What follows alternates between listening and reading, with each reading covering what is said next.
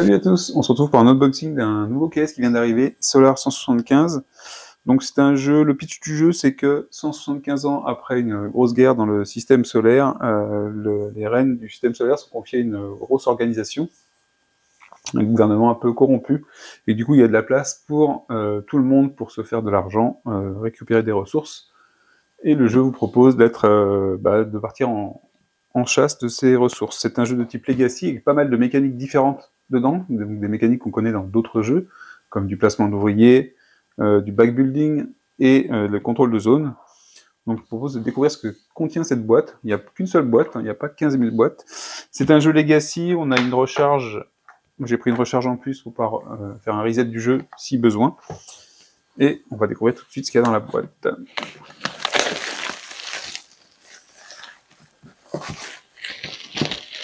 Alors, il y a des chances que dans la boîte, on se retrouve avec beaucoup de choses que je ne peux pas faire voir, qui seront sous forme d'enveloppe. On va voir ça tout de suite. La proportion de matériel qui sera visible ou non. Pour m'accompagner, il y a mon fils. J'ai pas 4 mains aujourd'hui. Il y a 2 petites mains en plus. J'ai mon fils qui est là. Donc la doc du jeu, doc assez épaisse. Beaucoup de texte, mais c'est écrit, ça a l'air assez aéré. Donc on dirait qu'on parle setup. Je crois que ce qui peut être sympa dans ce jeu-là, c'est justement l'univers, enfin le système solaire qui va pouvoir évoluer. Ils mettent Setting up the Solar System, ça veut dire qu'on va peut-être pouvoir le faire évoluer en plus des actions qu'on va faire dedans. Et qu'en fonction des parties, ça va peut-être être différent. Les actions... Bon, à chaque fois, c'est super, c'est très bien illustré, à voir si le contenu est aussi pertinent qu'il est beau. Parce que c'est bien que ce soit joli, c'est bien que ce soit jouable. Ah, on arrive sur une page où ils vous disent... Tu arrives à traduire ça? Stop. Ne tournez pas cette page. Non, c'est ne lisez pas plus loin, à moins d'y être invité. À moins qu'on vous le dise. Ok. Donc peut-être qu'il y a un mode tuto un peu dans le jeu. Pour apprendre, j'ai tourné les pages quand même. Il y a des events qui sont là, à la fin de la campagne. Il faut pas lire ces pages-là, ok. Donc ça, c'est la doc. On a des autocollants. Ah, est-ce que ça va être du matériel Legacy à décoller, à coller, puis une seule fois? Je ne sais pas. Donc des brillants, des je sais pas quoi. Est-ce que c'est pour corriger des jetons? Je ne sais pas, il n'y a pas d'instruction avec. Des tokens, pas trop, j'ai l'impression. Ah non, ça c'est une boîte qu'on va composer, je crois que je l'ai vu à l'arrière dans les stretch goals, il y avait une boîte pour mettre des choses dedans, comme des jetons, comme pour un vote ou je ne sais quoi. À voir, c'est glossy un petit peu, donc c'est brillant, glossy. Donc c'est pas génial pour les vidéos, puis moi je préfère tout ce qui est mat, mais ok. Donc alors ces choses-là, ces tokens-là, on va les avoir en version métallique, je crois. C'est une version all-in deluxe. Ici, il y a quoi? Lunar Issue, The Rise of Nez. Sous forme de magazine. Oula, il y a des trucs à suivre dedans. C'est très bien fait. Vraiment, ça fait comme un magazine avec de la pub dedans, même. Pour l'immersion, c'est sympa quand même. Ah ouais, c'est carrément classe. J'ai l'impression de dire un magazine de l'époque, dans le futur. J'aime bien ça. Et ça vous sert pour... Comme un truc de voyage, même. Comme si on était dans un avion pour voyager. Ah, c'est très très sympa. Mais j'ai l'impression qu'il y a des trucs de gameplay à la fin.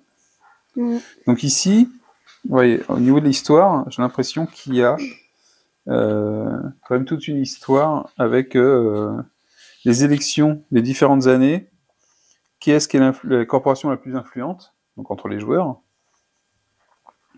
Et ça peut être très bien. Je ne sais pas s'il y a du texte sur le matériel, par contre.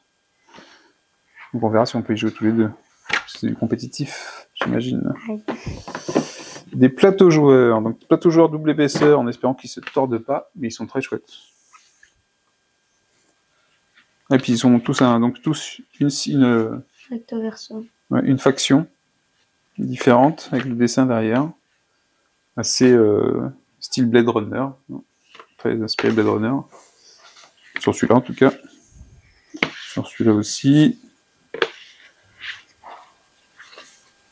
Et ils sont à la fois plutôt sympas, avec des logos différents aussi devant. Mais ils sont pas symétriques. Hein. Alors le matos déjà, vous voyez de toute façon ici, les vaisseaux, les grosses figurines pour des vaisseaux. Il n'y en a pas tant que ça. Hein. Tu veux regarder? Ouais.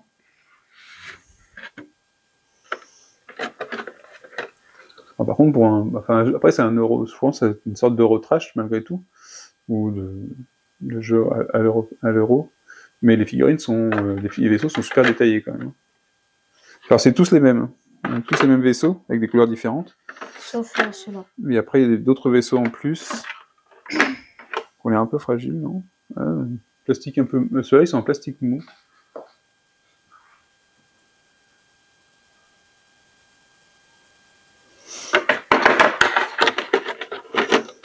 Alors je pense pas que ça apporte quoi que ce soit en gameplay, mais une sorte de barge de transport, j'ai l'impression. C'est très sympa en tout cas. Très très sympa. Ça c'est plutôt vaisseau de combat, non? Ouais, c'est pas trop. On verra ça dans le jeu. Donc il n'y a pas 15 000 figurines. Non. Ça c'est bien. Et du coup, alors qu'est-ce qu'on a ici? C'est marrant ce petit insert. Des sacs pour chaque faction. Donc avec les logos de toutes les factions, j'imagine, ouais. Des sacs pas trop grands par contre pour les mains. Pour toi ça va, tu peux mettre tes mains dedans facilement. Ouais. Des gemmes de couleur transparentes, qu'on retrouve souvent dans les jeux. Des sachets plastiques qui servent à rien. Ah bah c'est pour ranger les pions, peut-être. Ah oui, peut-être. Et les pions qu'on a ici. Ah voilà, les fameuses pièces métalliques. Donc, emballées dans du plastique. Lui-même emballé dans du plastique. Des fois qu'on n'y a pas assez. Donc on a un pion avec un meeple dessus.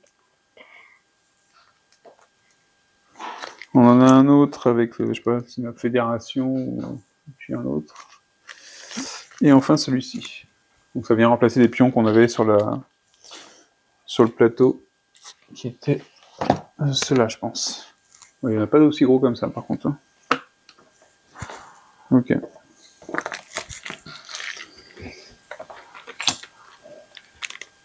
Un feutre Velleda aussi. Là, c'est un feutre pour pouvoir écrire sur du matériel, Ouais. j'imagine. Voilà, ici, Bah, c'est ces trucs-là qui sont justement qui étaient glossy, et je pense que c'est pour ça. C'est qu'on va pouvoir faire des petites coches sur ces choses-là, à mon avis. Ouais. Je sais pas s'il y a un système de vote dans le jeu pour influencer. Je vois pas vraiment l'intérêt de le mettre dans un sachet plastique. Ah oui, ça, le plastique dans le plastique. Des petites cartes là-part, je sais pas, c'est peut-être des aides de jeu. Des grosses cartes qui vont correspondre, je ne sais pas à quoi. Living Simulation Corp, petit open. Ça sera à voir ce que c'est.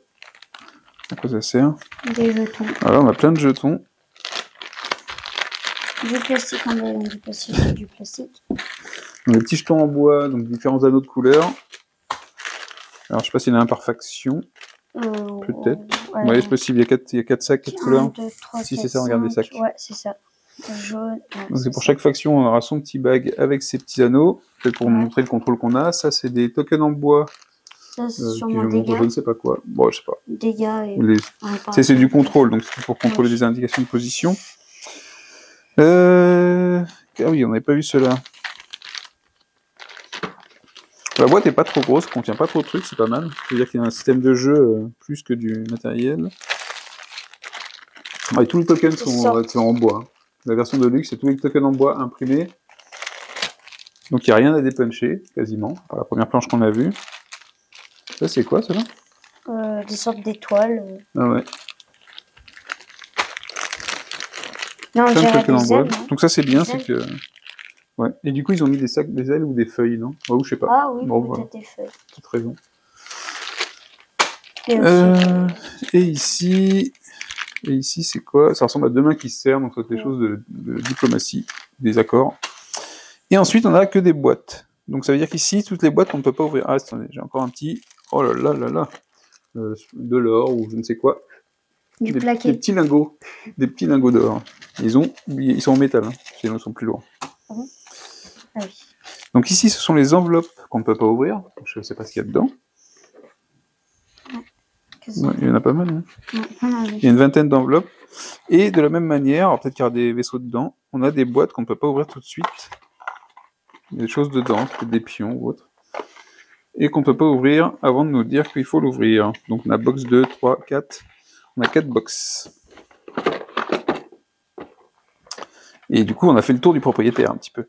Donc, oui, c'était pas très... Donc finalement, alors il y a quelque chose qui est bien, quand c'est comme ça, il n'y a pas trop de matériel. Déjà, c'est bien de ne pas avoir trop de matériel. C'est pratique pour jouer, je trouve. Et ça veut dire qu'il y a un gameplay qui est plus important que juste du matériel, des pions de partout et des plateaux. Donc ça, c'est le bon signe aussi pour le jeu. Ensuite, c'est un jeu Legacy, et malgré tout, il n'y a pas de gros livres, de trucs comme ça. Donc c'est intéressant, je suis curieux de savoir comment ça fonctionne. Donc, question pertinente de mon fils, mais il n'y a pas de plateau. Effectivement, alors j'ai un playmat, je vais vous le faire voir après. Et en fait, le plateau va être composé, j'imagine... Alors ça, c'est des cartes pour chaque faction, a priori. C'est le cas.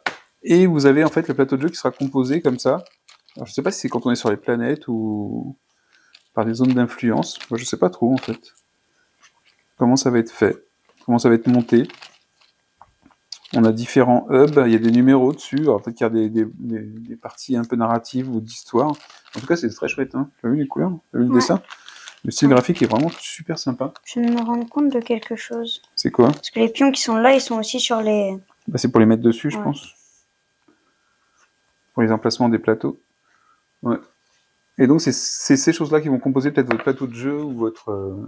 la façon de gérer. On n'est pas sur une conquête spatiale, en tout cas. Par contre, les autocollants, je sais pas du tout à quoi ils servent. Ah, les autocollants, on verra bien. Peut-être de mettre on verra sur ça. bien. Si c'est pas précisé dans la recharge, s'il y a des autocollants ou d'autres choses, je sais pas ce qu'il y a dedans, dans la recharge. Donc on va mettre de côté ça pour vous faire voir le playmat qui est assez gros.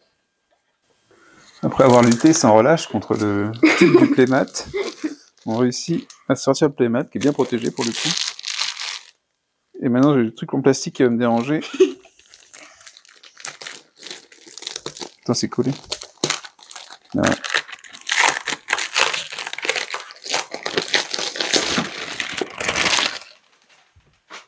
Donc normalement, vous avez tout le matériel qui est aligné sur la table, mais là, on aura, donc c'est par recto verso, on aura dans le bon sens, donc une zone de jeu dans laquelle on pourra mettre les différentes choses.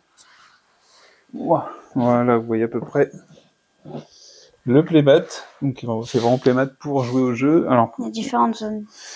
On a différentes zones avec différentes factions qui sont en dessous, là. 1, 2, 3, 4, 5 et 6. Et puis, différentes couleurs, je sais pas à quoi elles servent, celle-là. À mon avis, c'est là que tu En tout mettras cas, il est très joli, la caméra, il fait très très joli, le dessin. Il est bien pétant. À voir s'il est super pratique. J'espère que ce sera pas comme les Etherfield où on a des tapis de jeu qui sont pas tout le temps pratiques et qu'on est obligé d'en commander d'autres, dans d'autres positions. Normalement, le jeu se joue aussi en solo. Alors, c'est un jeu compétitif et apparemment, ça se joue aussi en solo. Donc, à voir comment ça se passe. Pour voir ça, j'ai pas l'impression qu'il y ait beaucoup de texte. Donc, à part dans le... Plus des symboles. Dans le livre, il y a un petit peu... non, pas, il y a des noms, des petits textes, c'est pas grand-chose, il n'y a pas beaucoup de narratifs. Peut-être dans les livres, on va voir comment ça se passe. Mais ça veut dire que potentiellement, une fois qu'on sait jouer, tu vas pouvoir jouer avec moi. En compétitif. Ouais. Ah, pas peur. Hein. Non. Bon, et bien sur ce, je vais vous quitter en mettant le matériel dessus, en mettant ces jolis vaisseaux. Donc les vaisseaux, je sais pas trop à quoi ils servent d'ailleurs. Parce qu'on n'est pas sur un... Représenter des... Ouais, c'est vraiment du... choses. Bah, ça représente peut-être la présence où on se trouve, je sais pas, on verra ça. Et donc c'était l'unboxing de Solar 175 et je vous dis à la prochaine. Ciao, ciao.